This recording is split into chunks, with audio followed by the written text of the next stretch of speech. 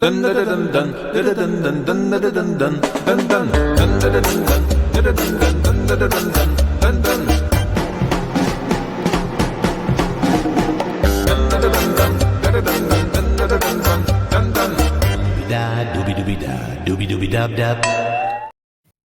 Hello and welcome to this special episode of the NextGen Planners Examarama podcast.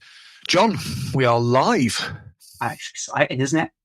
It is exciting, you know, I've got to say. I've been very much looking forward to this. And today we're going to be talking about how to build a roadmap to exam success. And we'd love to hear from our live audience. We can see people piling in at the moment. So if you are studying exams or you're thinking about studying an exam, then share with us what it is that you're studying and also some of the ways that you study and revise at the moment, because we're keen to sort of hear that. But John, we're going to talk about a whole series of things today, not just in terms of techniques for revision and for locking things into memory, but also some of the other things that we need to do to prepare, because this is a roadmap for exam success. So we're going to start at the very beginning and work our way through, aren't we? And we're going to base quite a lot of this on your soon-to-be published book. Yeah, absolutely right. I mean, I've been training exams now for about 30 years. I've been taking exams for over 40 years. So I thought it was about time that I wrote a book to help other people. I've got a kind of army of academics behind me. We've got our own advisory board made up of teachers and lecturers. So I thought I'd soak up all their knowledge, throw in my own, read some academic papers and put it all into a easily digestible book. Fantastic. And for those who are on this live session, then if you, before the end of today, send us a message, then we will very, very happily include you in a distribution of a free copy of John's book when it is launched. So we'll give you the details of how to do that before the end of the show. So, John, when we're thinking about that roadmap, I suppose we need to get going somewhere, don't we? And sometimes, actually, the getting going is half of the problem, isn't it? And we can tend to procrastinate a little. So where would you say the easy first steps are? I think the first thing is to work out which exam you're going to take. It sounds daft, but sometimes people don't actually have that thought process. They know that they've got to do some study, but it just seems too big. I've got to get going and I've got to pass this qualification, but whereabouts do I begin? So thinking about which exam you're going to tackle in which order will give you a little bit of impetus to begin that process. So if you know that you're going to start at this point, the next step after that will be to move on to this exam. That will give you some knowledge which builds onto that one. That's a good start. I also think sometimes deciding which examining board you're going to go down is a really useful starting point, because they're not all the same and there are different pros and cons to going with one over the other. So it's basically decide who you're going to take on in terms of examiners. Sorry, everyone, this is Wilson. He's come to say hello. Deciding who you're going to take on from an examiner perspective, and then mapping out the exam you want to take and some staging points as well. I'm not necessarily advocating for booking your exam on day one. That works for some people. It doesn't work for everybody. But have a rough outline of how you want to approach this, where you want to get to by when. That will start to give you the outline of the building blocks, if you like, of a study plan. Yeah, I totally agree with that. And I think that it's interesting, isn't it, that I often recommend not to book the exam, but to find another method of accountability. Because oftentimes what we do is that we book the exam date thinking, right, that will make me accountable. But the exam date is always X weeks away, isn't it? Usually, at least. And the challenge there is that you aren't putting any steps in the process to get there. You've just got this one single accountability point, which is the exam date.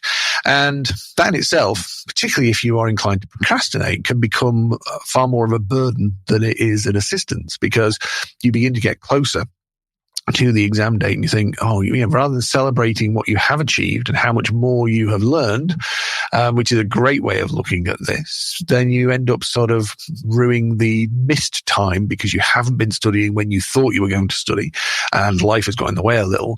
And then it becomes quite stressful. You think you are behind. And this concept is entirely made up, isn't it? This idea of I'm behind or ahead, because we've just picked an arbitrary date in the future of when we're going to sit an exam. So I think it can be really quite counterproductive, and it's something to be mindful of, that even if you do pick an exam date and book the exam, and some people like to do that, I do get that, then to put accountability points along the way, and even to look to find an accountability partner of some sort. Now, that might be an academy like the NextGen Planners Academy, or it may just be that you find a study partner. Work that accountability there, because that can really help just alleviate procrastination a little. Yeah, absolutely. And we talk a lot about SMART goals, specific, measurable, achievable, relevant, time bound. Well, I'm going to take my, regulation and ethics exam on the 1st of July. Achieves that the SMART objectives. It is specific, it is measurable, it should be achievable, it's relevant to you for your career, and there is a time limit on there. But it's too big. So I don't do SMART goals, I do SMART PG. And the P and the G, I think, are the bits that everybody misses, which is personal and granular. So what I mean by that is you've got to make the goal personal. Why am I doing this? Right? And what is it that I want to get out of it? Make it intrinsically motivating. So motivating in and of itself, rather than because someone's standing over your shoulder, beating you with a stick because they need you to get it for work. But then the granularity, I think, is what you're starting to touch on there, which is I'm going to pass an exam on this date is too big.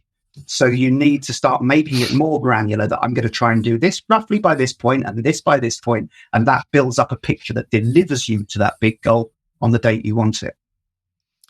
Absolutely. And then we put pressure on ourselves in all sorts of other ways, don't we? And, there are lots of things. There are learning styles questionnaires that you can get involved in. And there's huge amounts of advice from everybody who has taken the exam before them. Buy this textbook, do this method, just to use questions.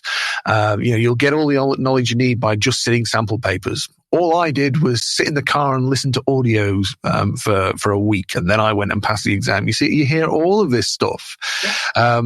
So where do you start to unpick that and think, right, what is right for me?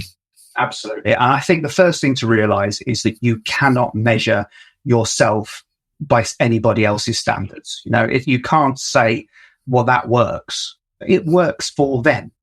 And you need to find what works for you. Now, there are certain kind of universal truths, things that we know to be true from neuroscience and from many years of study. So, for example, we know that the way that the brain stores memories is in a distributed form. So basically, it breaks it down and it sends off bits of it to the relevant areas of storage broadly. So you have an area of the brain that stores visuals, you have an area of the brain that stores auditory, you have an area of the brain that stores emotion. Now, if you can make a memory more textural, if you like, by adding in all of those different areas, what you're going to do is when it breaks the memory down, it'll send bits of it off to lots of different places. So you're storing it in lots of different ways. We know that's going to be true, but that doesn't necessarily mean that it's going to be right for you to do more audio books than you do reading, because it might be actually that you prefer to just sit down with a book. It might, the whole idea of learning styles is debatable, but if you actually enjoy reading a book, you're more likely to do it. I think that's one of the key things. But as you're doing that, you can be thinking about how you can add in some of those other textual cues. So one of the things I recommend is studying in lots of different locations.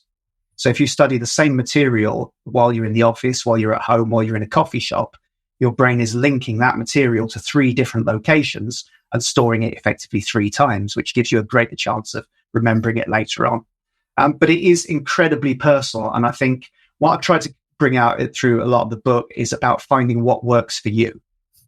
And once you've found that, it will keep working for you. And there are things that you can do that you can try out. There are things that other people might have found really helpful that it's worth giving a go. But if you try something that doesn't work for you, don't think that you've done something wrong. It might just be that's not your way of doing it.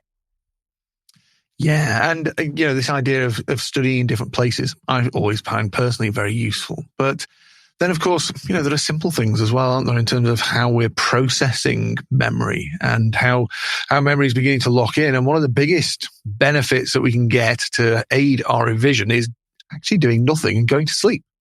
And we don't often think about that. How many of us have, in the past, sat until midnight, 1 o'clock in the morning, 2 o'clock in the morning, cramming, and then wake up the following morning and not remember any of it because we haven't given our brain the time to process that? Yeah. So there's a part of the brain called the hippocampus, and the hippocampus doesn't necessarily store memory itself. What it does is organize memories.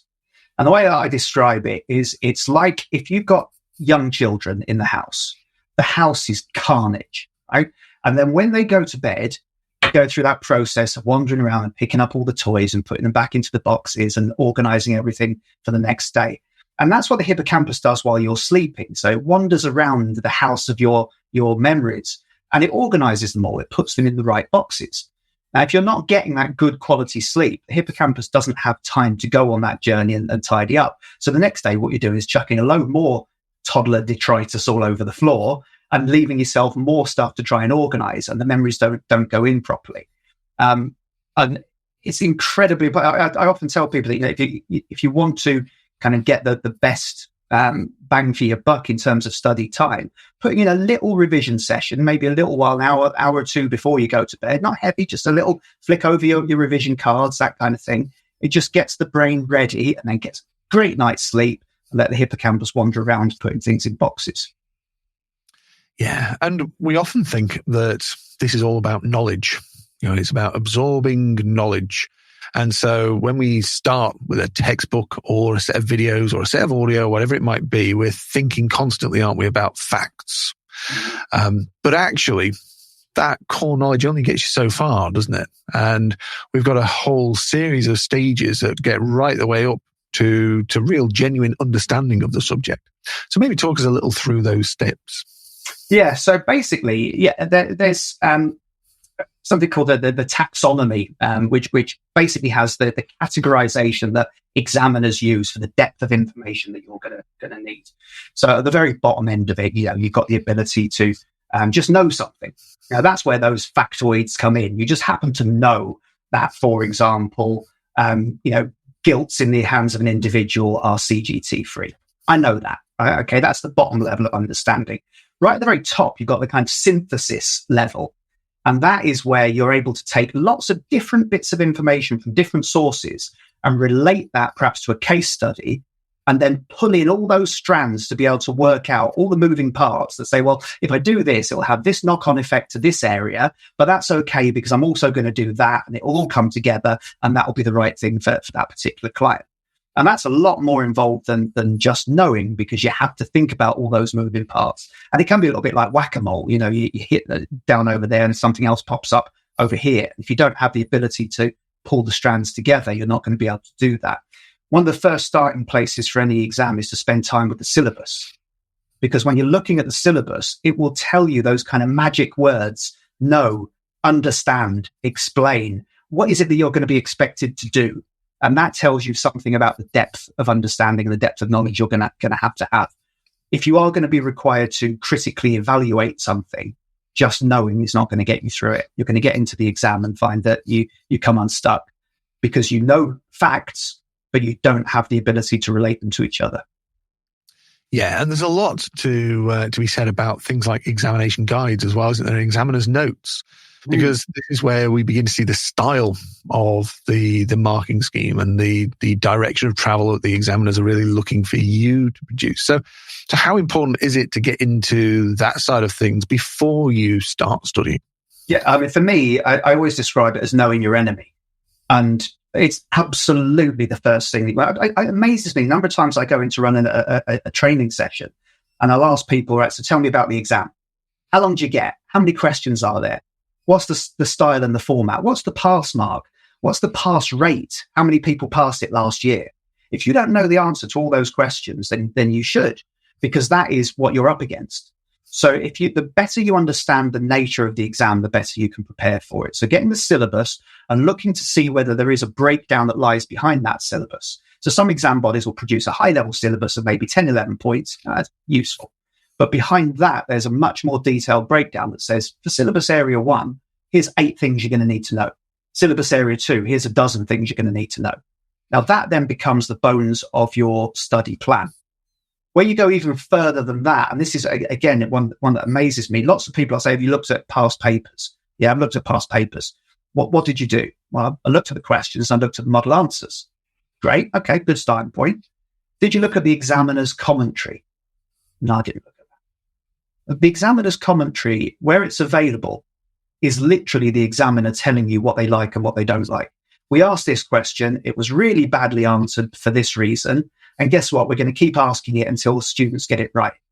Now, that tells me, A, how they want it, B, how they don't want it answered, and C, that it's likely to come up again because they're not satisfied with the way it's been answered before. So that goes squarely in my list of things I'm definitely going to look at. And building up those kind of patterns, absolutely invaluable. So, you know, if you look at the way a boxer trains for a fight, you get really good boxers that come unstuck when there's a last-minute change of opponent. Because what they do is spend a lot of time looking at who they're going to fight, what they're up against, what is the nature of the task before them, and then preparing specifically for that challenge. Exams are no different. Get as much detail as you can about the exam, then you can prepare much more specifically. Yeah, absolutely. And we're going to go on to talk about some techniques and other things in the second half of this session. But before we do that, I'm interested to explore the emotional side of this, because I always think that the thing that can often defeat people particularly when they're embarking on a long series of exams for a particular qualification, such as a level 4 or a level 6, I think the thing that can often get in the way and could grind us down is guilt.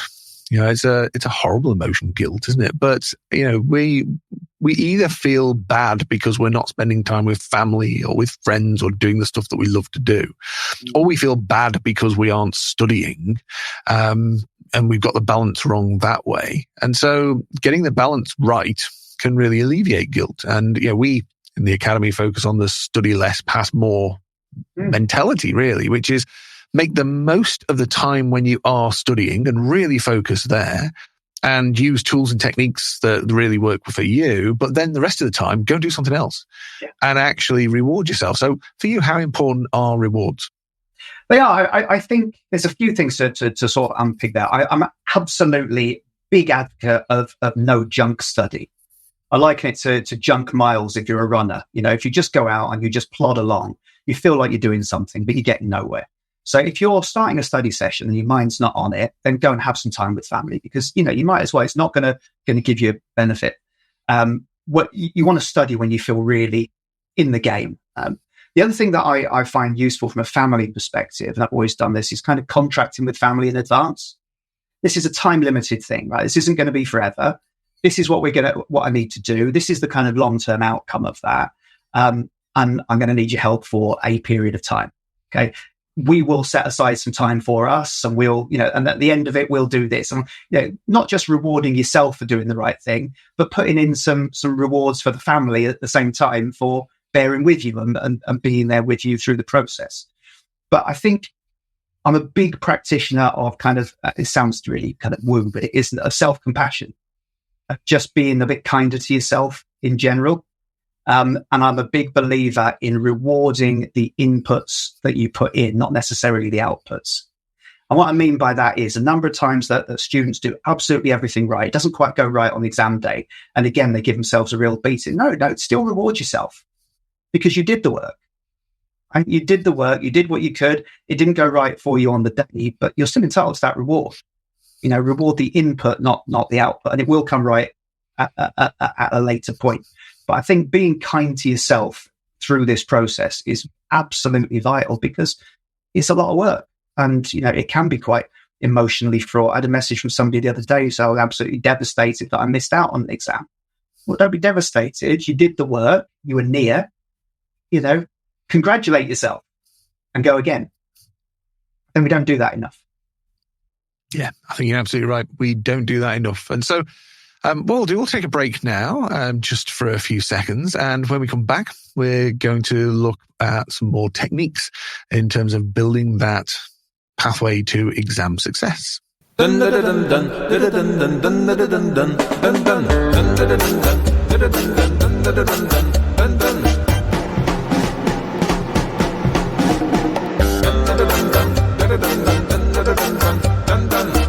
Da dooby dooby da dooby dooby dab dab.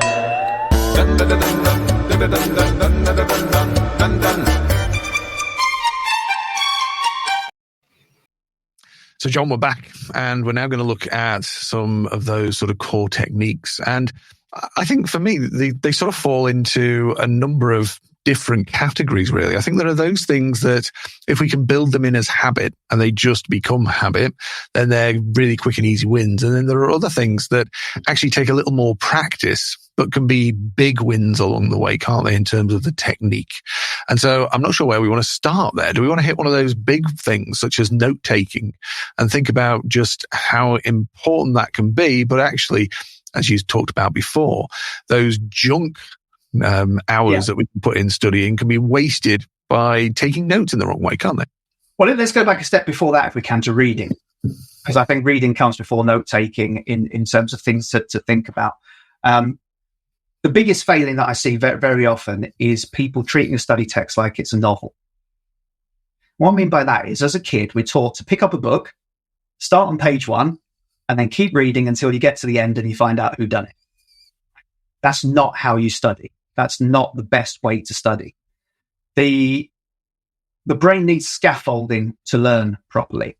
So when you're approaching a study text, you need to read things differently. And the reason I say this comes before note-taking is because as you're going through the reading process, you don't want to be making lots and lots of notes. Okay, we'll come back to that in a moment.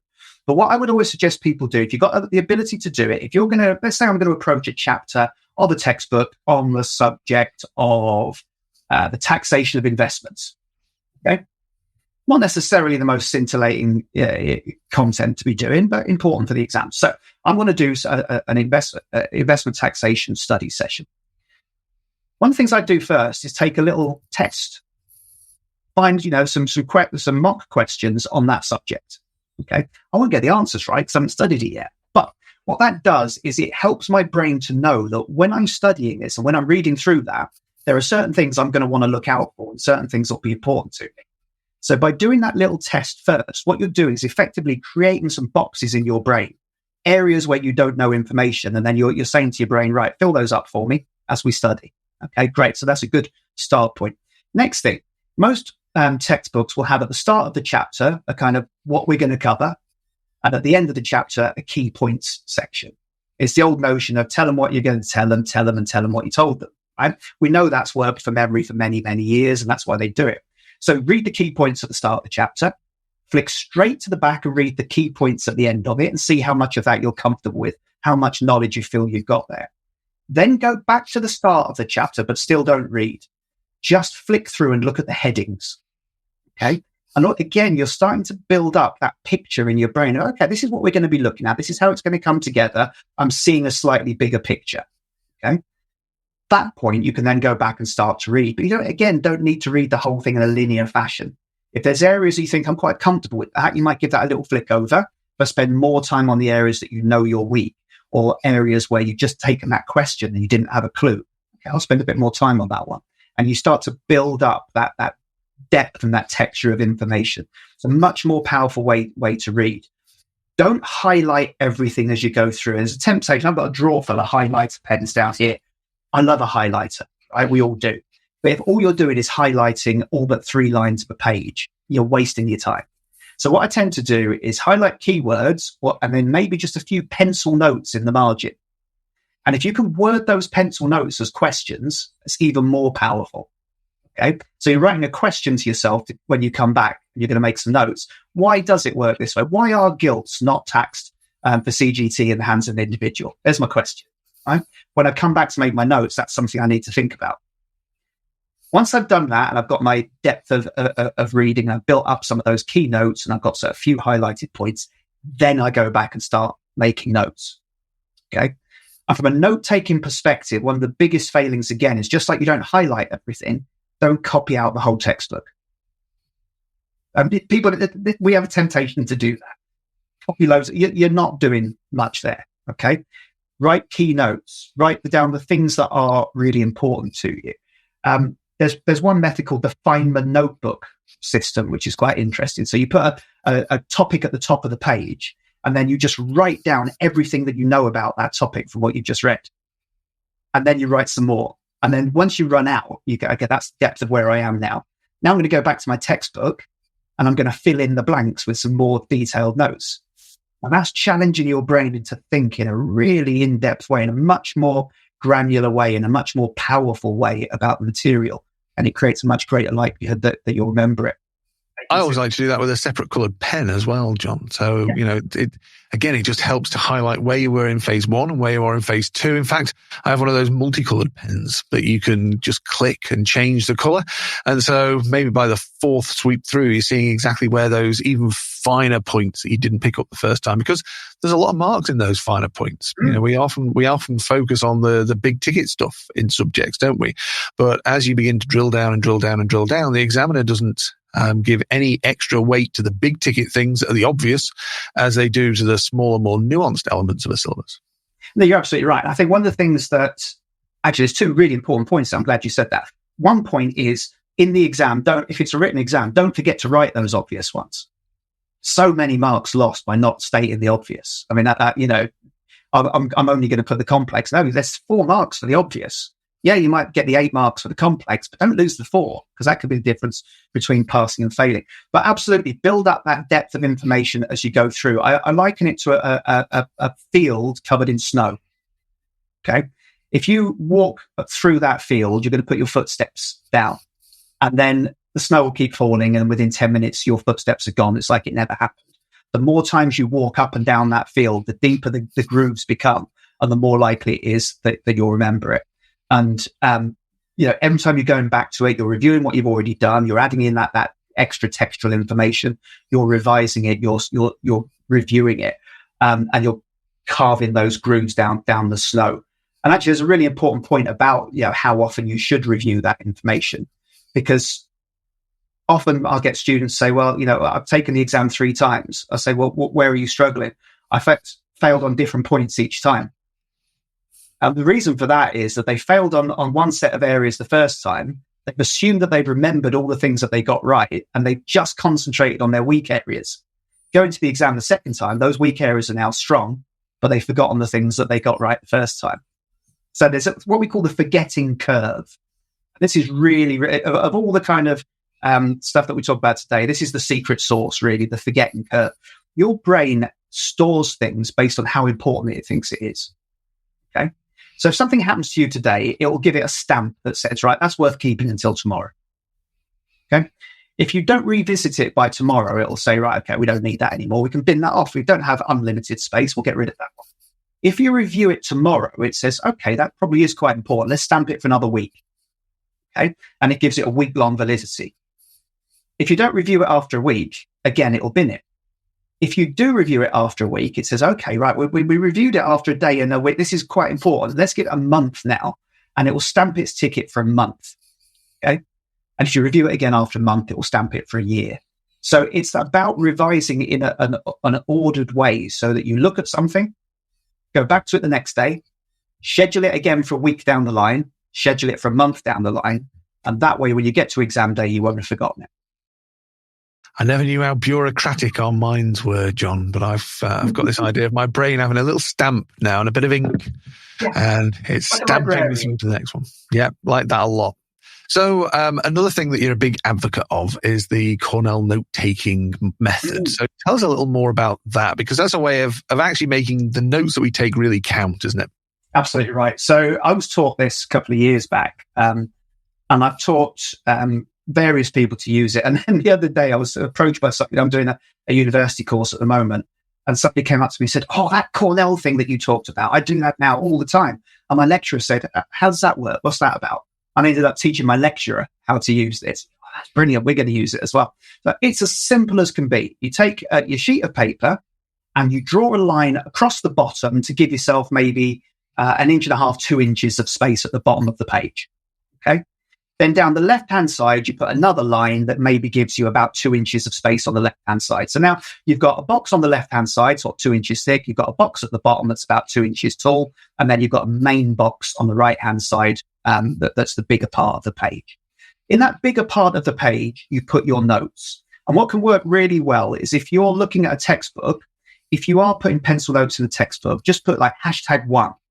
And then you make a note on the page that says #1 is a note. Okay. That way, if you want to go back to the textbook, you know exactly where to find that particular reference point and you haven't got to flick back through it. #2 is here. #3 is there. Okay. So you build up maybe 20 bullet points on the page. Down the left-hand side in that 2-inch column, you just put keynotes, keywords. So when you're flicking back through your notes, if there's something you're trying to find, you could just look at those keywords. All right, there it is. You've got the information. And at the bottom in that last kind of 1.5 to 2 inches, you write a 2 or 3 line summary of what is on that page. What is it that you've studied here? And you know, what have you covered? When you come back to revise, you could use this in multiple ways. Firstly, it's a good way of finding your notes again. Secondly, when you come to revise, the first thing that you do is you look at the keynotes and you challenge your brain to say, okay, what do those keynotes mean to me? The keywords. Okay. If I look at that keyword, what memories does that conjure up? If you can't remember it from the keywords, look at the summary on the bottom. See if that helps. And if that doesn't help, then go back up to your main notes area with your #123. And if that still doesn't jog your memory, the hashtag will point you to the right bit of the textbook to go back and review. So you are, rather than just having pages and pages of notes, you just read over endlessly and it won't go in. This is actually forcing your brain to be active in the way that it handles that information. It's absolutely brilliant. Works all the time. Yeah, that's a really good plan, isn't it? And again, it just focuses that time. So the time that you spend is so much more useful and valuable toward the exam. And as you sort of go through and progress toward the exam, you do begin to turn your attention to preparation for exam day as we've built this up. And so when would you suggest we introduce things like sample papers and just beginning to sort of build that exam technique? Early doors. I would, what I like to, if it's a written paper, I'd like to keep one back for near the exam to use as a formal mock. I'll take as a mock in a couple of weeks before the exam. But before that, I'm a big advocate of using questions from day one. As I say, to start constructing that scaffolding and the boxes that you're going to fill up with knowledge. And there's plenty of research that shows that if you take a test and then straight after taking that test, study the areas that you got wrong, it will promote more learning than just doing the study on its own.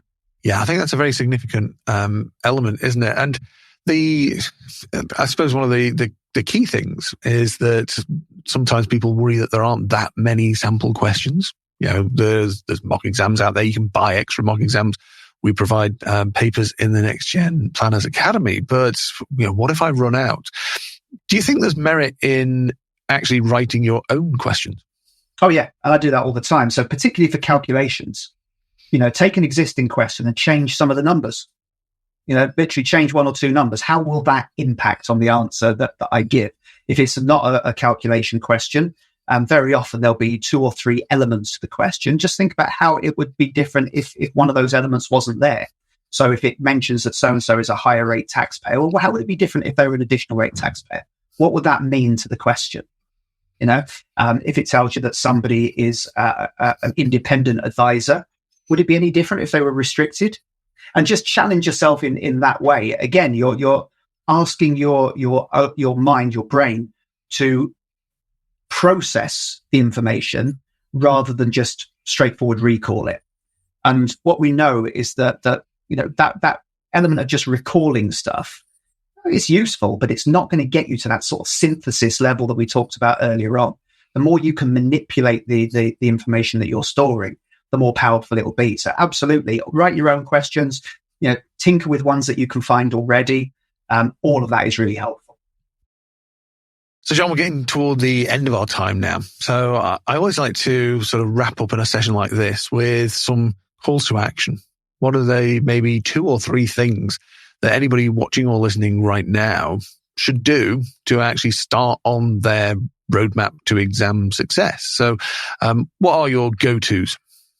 So number one, know your enemy. Spend time understanding the exam. How long do you get? What's the format of the exam? How many questions have you got to get right? Where are you going to have to go to take the exam? That can have a bearing in terms of how you study. Is there a syllabus? Is there a detailed syllabus that lies behind that? Are there any exam commentaries you can get your hands on? Really immerse yourself in understanding the nature of the task before you. That's point one. Point two, start to develop yourself a plan that says how you're going to get to that SMART PG goal, the granularity of it. Break it down. What am I going to try and study by when? Okay. Be absolutely set on the destination, but flexible on the journey. So accept the fact that life will get in the way, and you might need to move things around, but broadly, what is the path we want to follow? Right? Once you've got that outlined, the third thing is to, contract with family and with yourself. So this is what I would need to do. Be kind to yourself, but get your family's support, because that is absolutely invaluable. And then fourth, build up your tribe. You mentioned it yourself earlier on. If you've got your NextGen Planners is a great community for it, but you've also got the ability to just have a friend in the office. So, okay, let's bounce ideas off each other. Should we have a 15-minute every Tuesday lunchtime where we'll just ask each other questions, something like that. Build up your tribe to get some of that extra support and accountability. And then I guess the last one in terms of getting started is to really study with purpose. Don't feel that you have to study on a certain day because it's in the plan. If you just feel like hell, it's not going to work. On those days, cut yourself a little bit of slack, reschedule it for another time and go again. Super stuff. Some great tips there. So, Jon, there's a book coming out, and for those people who are on this session live right now, so today, the 14th of March, then if you contact us at NextGen Planners, you'll be able to get a copy of the book when it comes out. So make contact with us at the email address below. But Jon, what can they expect from this new book? A few things. First of all, I've not written the War and Peace. The worst thing in the world would be to have to spend 6 months studying how to study. So I've tried to make it as user-friendly and as accessible as possible. I've read all the academic papers and spoken to all the professors and doctors so that you don't have to, basically. I've condensed all the information together, and I'll take you through the journey of study, how you get going, more on how to read, how to take notes, detail on how to prepare for exam day, overcoming exam nerves, and then also what to do on exam day, how to tackle a multiple choice exam, how to tackle a written exam. There's even a chapter in there on how to do essay-based submissions if you've got coursework to do. So I've broken it down into the different sections. For every chapter, I'll do exactly what I said earlier on. I'll tell you what I'm going to tell you. I'll tell you, and I'll tell you what I told you. So there's a too long didn't read summary at the end of every chapter. If you want to flick through those to begin with and decide whether that's a chapter that's relevant for you right now, that's great. I won't be offended if you don't read every page of it.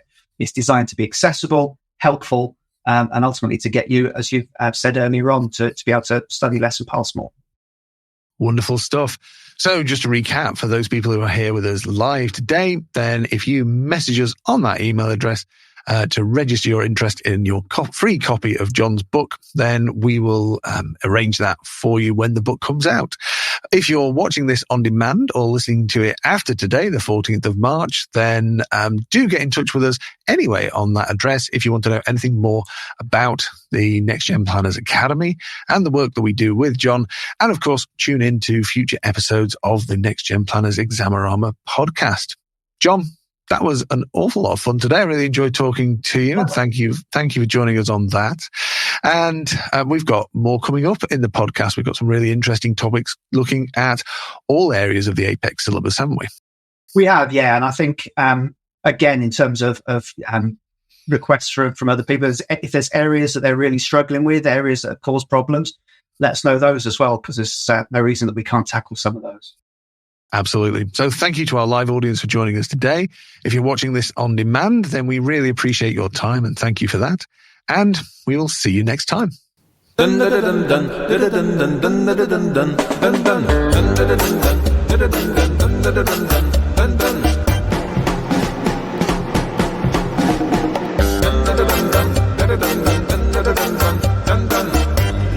doobie-doobie-da, doobie-doobie-dab-dab.